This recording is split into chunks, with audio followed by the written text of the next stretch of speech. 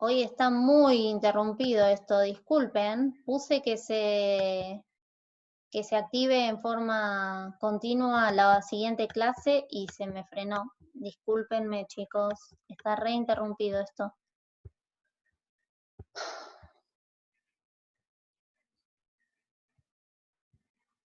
Bueno, todos ven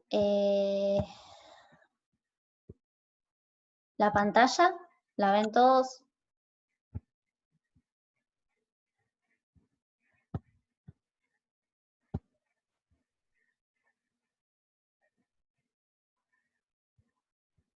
Bueno, esperen que... Sí, gracias, Maru. Bien, bueno, disculpen, está re interrumpido. A ver.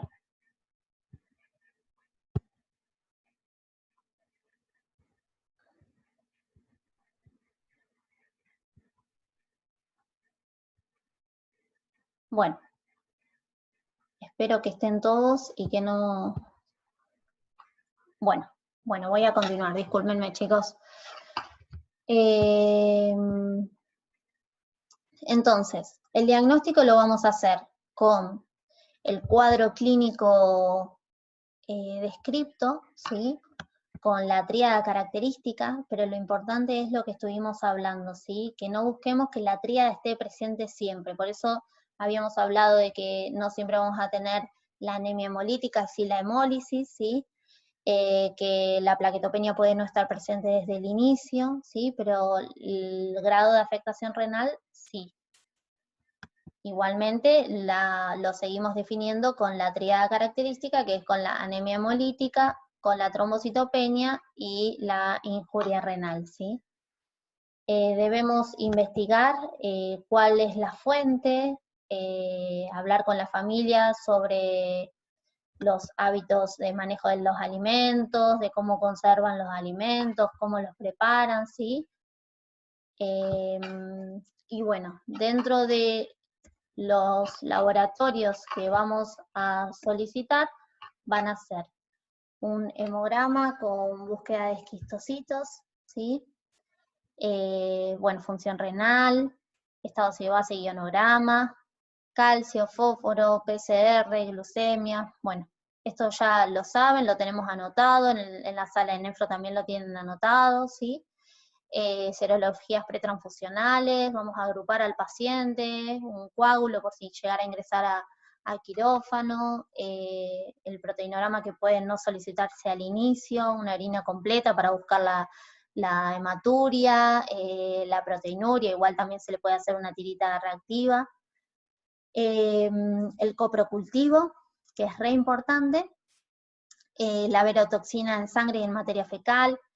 En nuestro hospital, como es un hospital, un centro de derivación, ellos determinan anticuerpos antipolisacáridos que lo envían al MABRAM, la placa de tórax para evaluar la volemia, la interconsulta con cirugía si fuera necesario, si uno sospecha alguna complicación, y el fondo de ojo porque puede haber hemorragias retinianas, y el ecocardiograma por la afectación cardíaca que puede llegar a haber, ¿sí?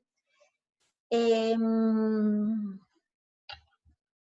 nuestro hospital hay casos, bueno, no solo en nuestro hospital, pero hay casos de coprocultivo negativo, pero al hacer la PCR da positiva, ¿sí?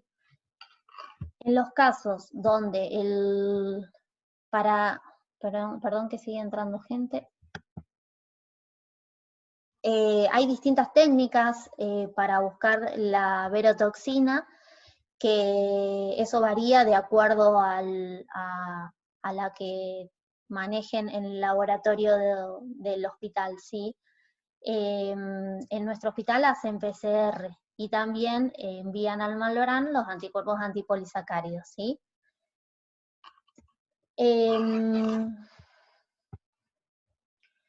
Para detectar la gigatoxina, vamos a obtener una muestra de materia fecal. La excreción de la toxina tiene un promedio de excreción de 10 a 14 días, pero puede extenderse hasta pasadas las 3 semanas. Y si el paciente no tiene deposiciones, se le puede hacer un hisopado rectal.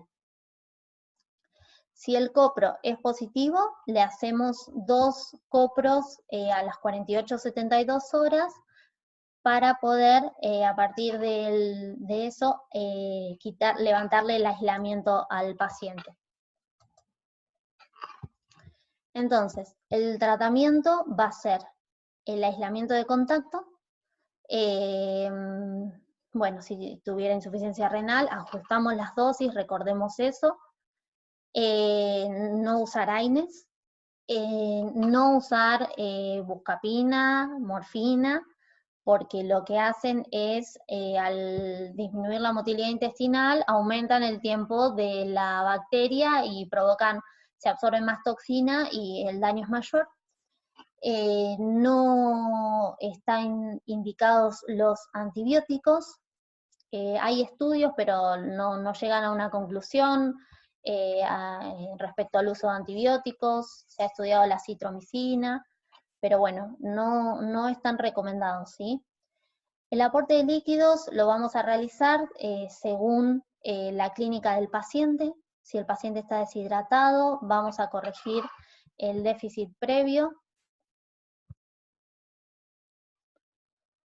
Las muestras de control para sacar el aislamiento son 2 muestras. Sí, lo digo más adelante.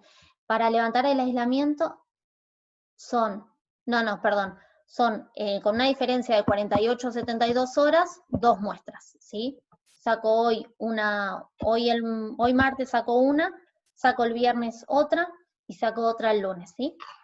Así sería. Entonces, el aporte de líquido va a ser en base al grado de deshidratación, a cómo esté el paciente con su volemia. Si el paciente está deshidratado, vamos a corregir primero el déficit previo y después le vamos a aportar las pérdidas insensibles y las concurrentes.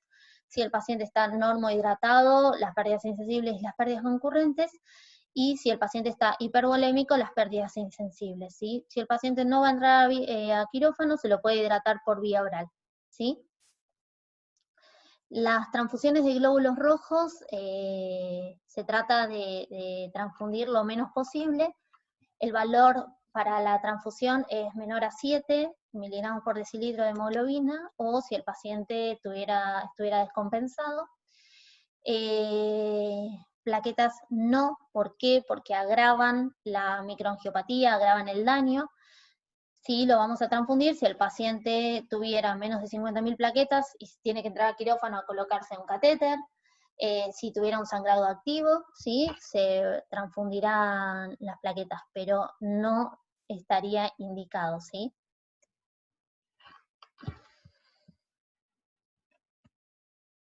Bueno, si el paciente estuviera con hiponatremia, con hipovolemia, como dijimos, vamos a corregir el déficit previo con solución fisiológica y después se le dejará el aporte en el plan. Si tuviera hipervolemia, se lo restringirá, y si tiene hiponatremia hipervolémica y tiene anuria o síntomas neurológicos por esa hiponatremia, lo importante es que es un criterio para ingresar el paciente en diálisis, ¿sí? Todo esto es muy dinámico, chicos, y la estrategia va a variar de acuerdo al grado de insuficiencia renal, a si el paciente está orinando o no, al grado de hiperpotasemia, si tiene síntomas asociados, ¿sí?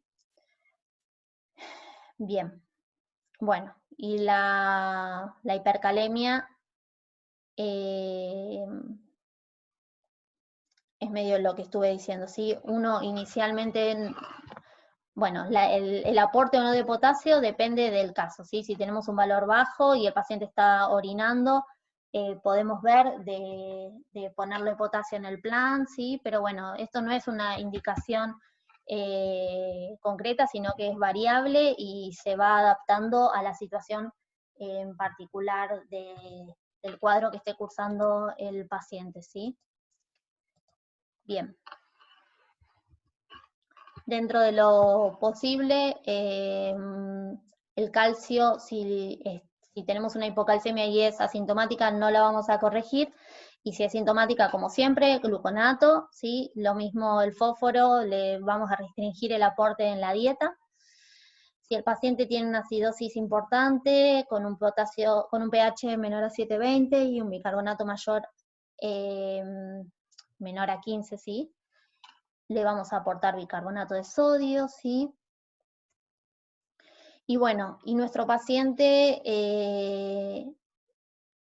ingresará a diálisis si tiene anuria u oliguria mayor a 24 horas, si tiene sintomatología severa del sistema nervioso central, si tiene una hipervolemia importante, si tiene acidosis metabólica grave o hiperpotasemia refractaria o sintomática, ¿sí? Y no está orinando, y si tiene una hiponatremia severa, ¿sí? Recordemos que si ese paciente va a entrar a diálisis, colocarle la cefaloxina profilaxis. Bien, y estos son diagnósticos diferenciales que tenemos que considerar en todo paciente que presente microangiopatía trombótica, ¿sí? El diagnóstico diferencial es con la coagulación intravascular diseminada, que se va a presentar con microangiopatía trombótica, pero va a tener, bueno, la coagulación intravascular diseminada se puede presentar en casos de quemaduras, en casos de sepsis, infecciones, traumatismos, ¿sí? Y va a tener, la diferencia que vamos a encontrar es que el coagulograma va a estar alterado, cosa que no suele suceder en el síndrome urémico hemolítico. En el otro diagnóstico diferencial que vamos a hacer es el síndrome urémico hemolítico que esté asociado a neumococo. Lo que sucede con el neumococo es que las células del glomérulo, las plaquetas y los glóbulos rojos tienen en su membrana un antígeno que se llama antígeno T, que está envuelto por una neurominidasa, que hace que no sea evidente. Lo que sucede, no, envuelto no, perdón, está envuelto y que hace que no sea evidente. La neurominidasa del neumococo lo que hace es romper esa membrana y exponerlo. Entonces ahí se genera la interacción antígeno-anticuerpo y se provoca la microangiopatía trombótica, ¿sí? Como para, no son casos que suelen presentarse con diarrea, y en este caso la prueba de Coombs es positiva, a diferencia del SHU típico que no. Bueno, después en el SHU atípico, en realidad lo que sucede es hay una alteración en los genes que codifican proteínas del complemento, y esta enfermedad se puede presentar en niños muy chiquititos, en menores de 6 meses, ¿sí? Y algunos tienen un pródromo diarreico, ¿sí? Suele ser recurrente y tener una historia familiar. En el déficit de vitamina B12 también, esto se presenta en lactantes, hijos de madres veganas, puede haber microangiopatía trombótica, y en la púrpura trombocitopénica trombótica, que no es muy frecuente en niños pequeños, ¿sí? Pero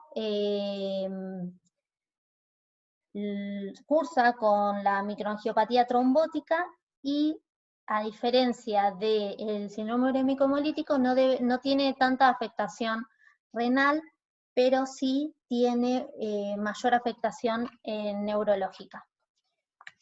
Y otro de los diagnósticos diferenciales es con las con drogas que lo puedan provocar, con el consumo de anticonceptivos, ciclosporina, tacrolimus, que si no me equivoco en el servicio estuvieron estudiando uno, no sé si no había sido por tacrolimus, pero no me acuerdo. Bien, entonces, de los pacientes que se enfermen de síndrome urémico hemolítico, el 95% se va a recuperar. Vamos a tener una tasa de mortalidad menor al 5%, y esto va a depender del compromiso neurológico, más que nada, pero también de la afectación del colon, que desarrolle una colitis isquémica o infecciones, infartos, ¿sí? La evolución a la enfermedad renal crónica depende del periodo de oligoanuria. Aquellos pacientes que tuvieron un periodo de oligoanuria mayor a 15 días tienen un 90% de riesgo de evolución a enfermedad renal crónica. Ese riesgo disminuye al 30% en aquellos que tuvieron entre 7 a 14 días, y es del 2% en aquellos que tuvieron un periodo oligonúrico menor a 7 días, ¿sí? Si el paciente tiene proteinuria con o sin hipertensión, después del año de seguimiento es un indicador de pronóstico desfavorable, y esto lo estudiaron también en el servicio y publicaron este artículo, que fue un estudio retrospectivo que realizaron desde 1968 a 2000, donde siguieron a pacientes, fueron 130 pacientes que siguieron por un tiempo medio de 5 años, y lo que hicieron fue analizar qué relación tenía el valor de creatinina que tuvieron en la etapa aguda con el resultado final. Y a estos pacientes los dividieron en 4 grupos. El grupo 1 es aquel que logró una recuperación completa, que fue casi el 64%. El grupo 2A es aquel que presentó como complicación microalbuminuria, y eso fue en un 20,8%. El grupo 2B es aquel que presentó proteinuria y con o sin hipertensión, o ambas, sí, claro, proteinuria e hipertensión, o proteinuria o hipertensión, y eso fue del 11,5%. Y el grupo 3 fue aquel que desarrolló en un 3,8% insuficiencia renal crónica. Y pudieron concluir que estos dos grupos, el grupo 2B y el grupo 3, presentaron mayor valor de urea y creatinina al ingreso, con una P estadísticamente significativa, y estos pacientes fueron... ¡Uy! ¿Alguien está...? ¿Era una pregunta? No. Y fueron pacientes que tardaron más en recuperar la función renal, ¿sí? Bien, y como medidas que tenemos que tomar, saber que es una enfermedad prevenible, que tenemos que asegurar que logren una correcta cocción de la carne, explicar el consumo de carne picada, el consumo de agua segura, que utilicen distintos utensilios para cortar la carne, por ejemplo los vegetales, o lo mismo con la tabla. Que la carne cruda no tome contacto con otros alimentos, que el consumo de lácteos sean lácteos pasteurizados, que se laven bien las frutas y verduras con agua segura, de que si no hubiera agua segura, se le pueden poner 2 gotitas de lavandina por litro de agua, y dejarlos reposar 30 minutos antes de consumirlos, ¿sí? Y bueno, nada, acá terminó mi clase. Disculpen que fue muy entrecortada. No sé si alguien tiene alguna pregunta. Los receptores para la toxina aumentados en los nenes, ¿cuándo empiezan a disminuir? A partir de los 5 o 6 años. Yo puedo decirle que coma carne picada. No, no, en realidad esa respuesta, Mica, no la sé. Lo que está descrito en la literatura, está en el libro de la SAP, es que los nenes tienen mayor número de esos receptores. No especifica a qué edad empieza a disminuir, pero bueno, yo no recomendaría el consumo de carne picada, pero no te puedo responder eso si a los 10 años ya no la tienen, no sé. No sé si los chicos lo saben y no sé si está estudiado, ¿sí? Pero lo que se vio, que por qué es más frecuente a esa edad, es porque tienen mayor número de esos receptores, ¿sí? Bien. Bueno, no sé si... Lo de las muestras sería coprocultivo a las 48 y 72 horas, y ahí si viene negativo en los dos. A ver, lo de las muestras es, no sé si es una pregunta. A ver, se saca un coprocultivo, si viene negativo ya no se le saca otro, y si viene positivo, ahí sí se sacan dos con un espacio entre ellos de 48 a 72 horas. Acá preguntan si Nefro tiene algún dato de prevalencia de infectados. Lo que preguntan es si en el caso de contactos sintomáticos, si han encontrado si han tenido algún rescate. A ver, vamos a ver si, no sé si alguna de las chicas quiere responder, no sé si eso lo saben ellos o si lo saben más en epidemiología. Ahí saltó PRI. No, el COPRO se pide a los contactos sintomáticos, lo puse en las primeras filiminas, y el contacto sintomático es aquel que permanece más de 4 horas al día por más de 5 días. Y a ver, PRI, si dice algo de la prevalencia de infectados o si tiene la respuesta de los receptores GB3. A ver, voy a habilitarlo.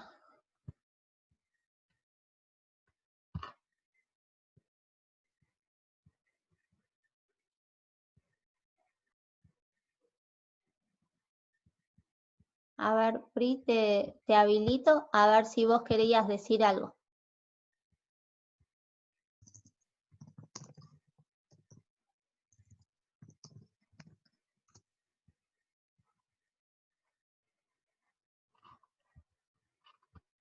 Hola. Sí.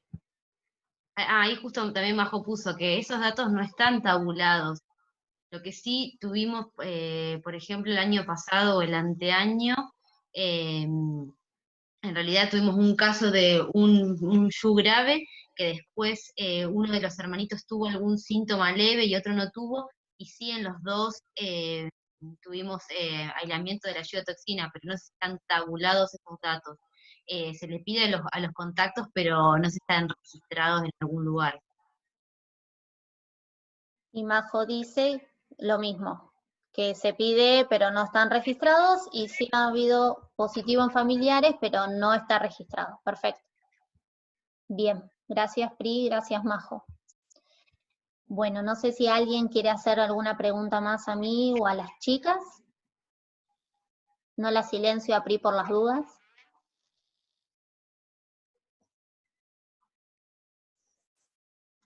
Lo de los receptores está en el libro de la SAP, pero bueno, no supe responder a qué edad disminuye.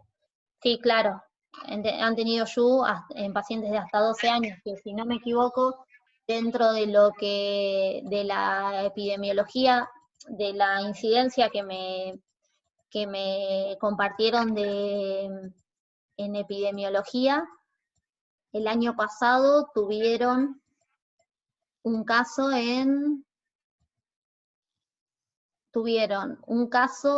un nene de 10 y un caso en un nene de 11 en el 2019 en nuestro servicio. Claro.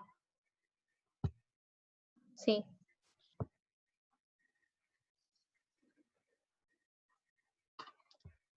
Bien. Claro, hay varios de más de 5 a 6 años, dice Majo. Sí, sí, en el 2019 tuvieron 3 casos de niños de 8 años y un caso de un nene de 10 y uno en un nene de 11. Así que nada, que no coman carne picada. Y algo por ahí como para decirle a los papás, porque piensan que el problema es con la carne picada cuando compran directamente la carne picada. Es lo mismo que compren un pedazo de lomo y lo piquen que compren carne picada. Así que nada, aclaren por las dudas eso, porque es algo bastante frecuente que se ignore. Bueno, ¿alguien tiene alguna pregunta más?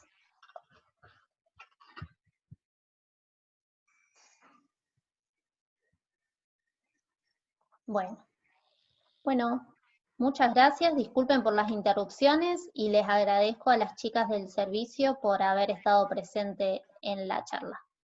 Les mando un beso.